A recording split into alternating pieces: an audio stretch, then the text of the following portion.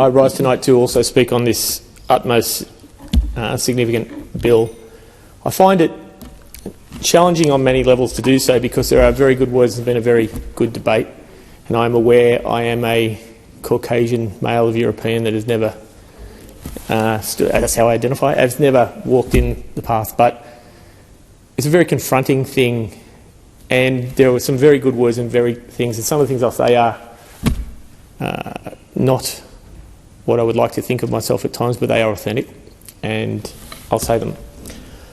In my view, this bill is dividing our nation, and the best thing for it is it not be put.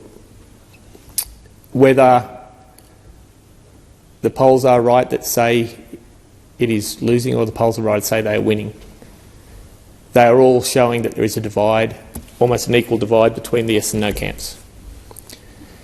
12 months ago when I came here, starry-eyed and full of dreams, this is not where I wanted to be, and I think this bill really sums up a lot of things that I think is going on down here. There was strong support, I think, across the chamber for recognition.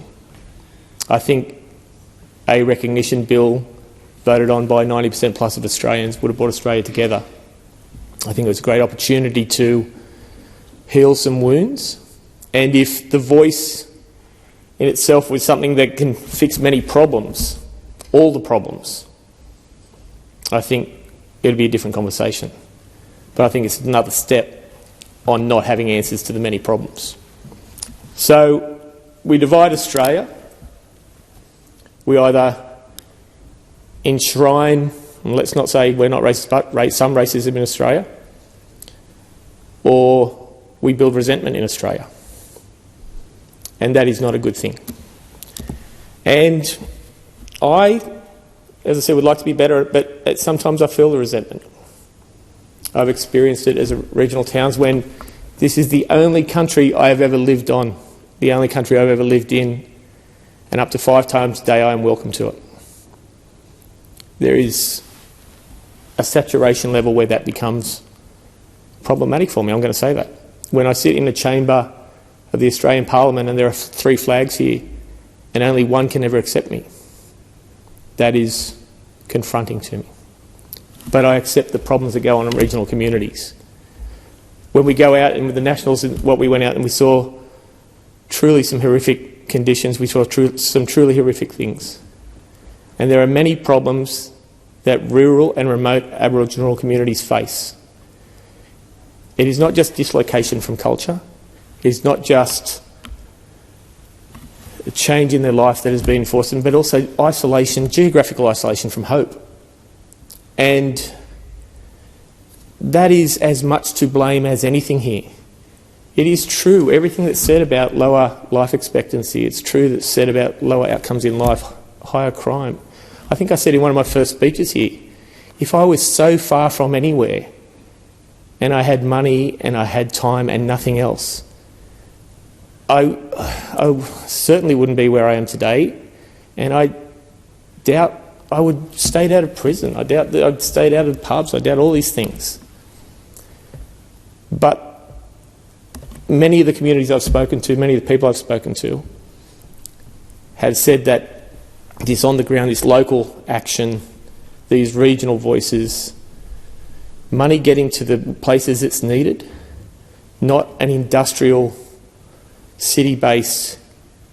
You know, if you're in a city, you have these things. You don't have the isolation. You have some opportunity. You have greater diversion things. All those exist, and in the bush they don't. And we see that, and I want to fix that, and I want to fix that for Aboriginal Australians, not because they are Aboriginals, but because they are Australians. And this referendum, will I say,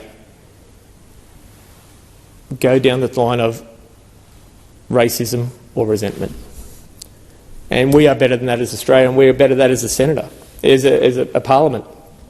And what disappoints me is there was plenty of opportunities not to get here.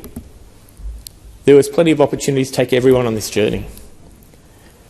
The voice could be legislated. I get the fact that it wouldn't be enshrined in the Constitution. I get that. I understand that. but it could have been. We could have come together with recognition. We could have shown we are a better nation. We could have shown so many things. But this is my authenticity. It would be wrong to get up here. I've got some great words. We worked on some great words. They're better than I can deliver. But this is my problem. I'll give some words. I said to many people I want to give some words next week about my first 12 months here, what I know, what I feel, what I see. And I think our parliament terms are too short. I think that we often take the sugar hit of the short-term fix, of the populistic, of the wedge, of all these things in politics. I've worked in campaigns. It was my job to get people elected. It was my job to bring governments down. It was my job to put people up. I didn't think it would be my job here to do that. And I think I'm trying to act better than that here. I know I can do those things. I'm just trying not to do that here. But here we are, and a decision was made not to have a constitutional convention where we could hash things out and find common ground. A decision was made to link the voice to recognition. A decision was made to sit until the wee hours of probably Saturday morning to get this through. And I'm told, maybe reliably, maybe not, that we are going to dispense with a roll call, as is the norm for constitutional votes for the absolute majority. This is not the way it should have been done. These journeys have to take people with us. These journeys have to take Australia with us. And we haven't. It's not the fault of anyone, it is the fault of everyone. And we stand here today about to pass something that will make our nation worse. It may make the lives of some people better, I get that, I accept that. But there are also other ways to do that. There are better ways to do that. And, you know, I go out there and I see programs that work. I see BlackRock Industries where they take people who have served, Indigenous Australians who have served time, and train them in skills and put them in the mines, and they have a 4% recidivation rate. It's not good for Indigenous, it's not good for anyone, it's great for people. And this program has problems getting funding year on year. I see, you know, money going to projects that are, I class it again, trying to be better, as whitefella guilt.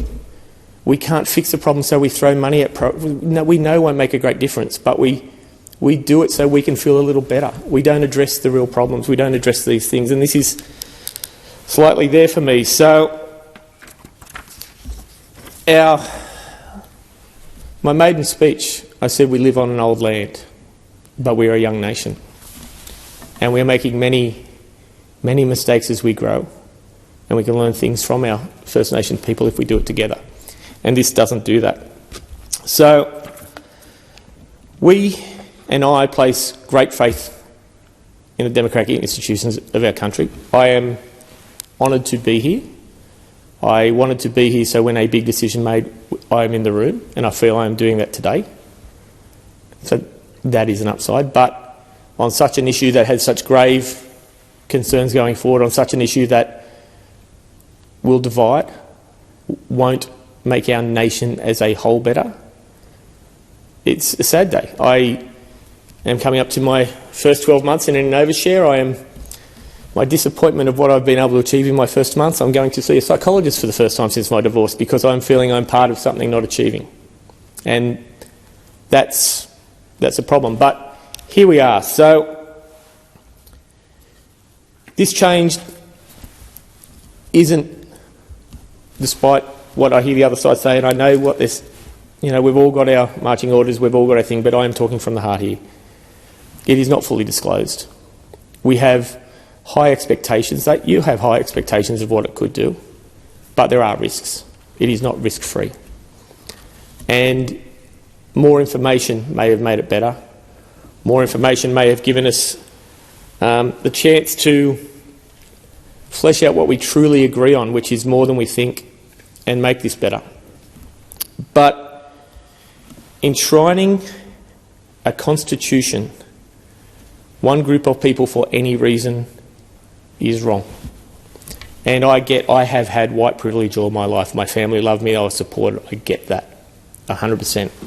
And that's why I started where I am.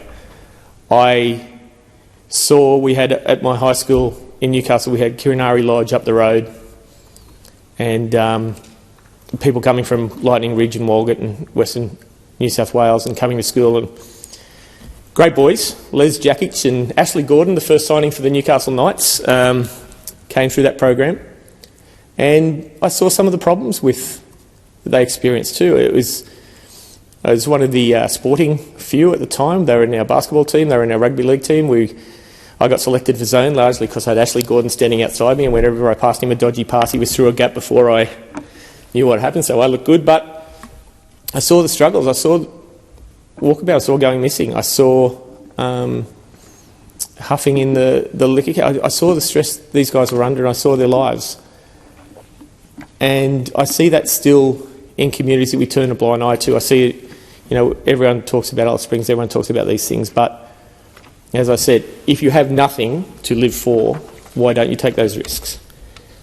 And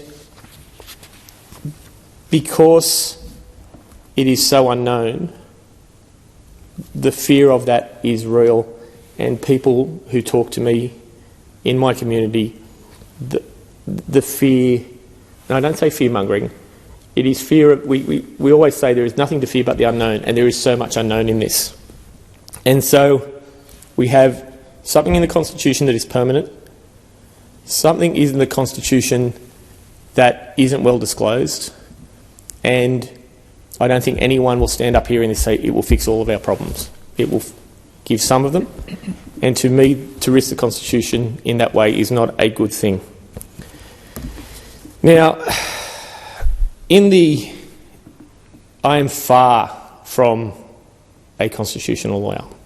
I think Law 101 was the best 3 years of my life at Newcastle University, but there are dissenting views as there are on every legal opinion. Enough money will get you the right opinion. And when there is not consensus on matters of law, I would err on being safe over brave, and this does not do that. And all of these things, and I note from the research we have evidence from Justices of the High Court, Robert French and Kenneth A. They concur that implying a duty to consult across the wide range of matters would make government unworkable. Now, I don't know how unworkable it will be. It will be harder. And I don't know how effective that will be. But I come back to my core belief, my core position on this, and it's not on the talking points of the government or the opposition or anything like that. It is, we are here today talking about changes that hurt Australia.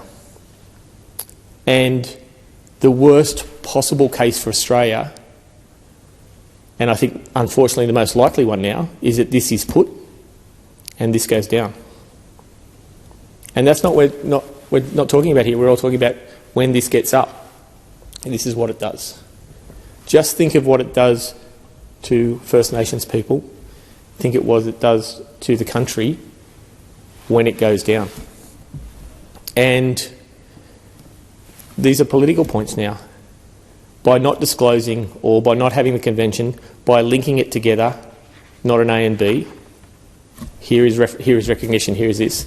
That has been set up cognitively, it's been set up knowingly, and I get that. It is a wedge for our side. I 100% understand why it was done. And if you're going to win 60-40, get it, well done, 100%. But that is not the case anymore. It is real, and we have to start looking at the real things that this goes down. And that is, if anyone gets up and says that's a great outcome for Australia, I would be amazed. It might be a great outcome for some politicians here or politicians there, but it's not a good outcome for Australia. So I wish I had better words. I wish I didn't have to disclose some of my own weaknesses as a person, not having walked in those shoes, but I cannot vote for this. I beg anyone listening from government to pull this Thank bill. you, Senator Cadell. Your time has expired. Authorised by Ross Cadell, The Nationals, New South Wales.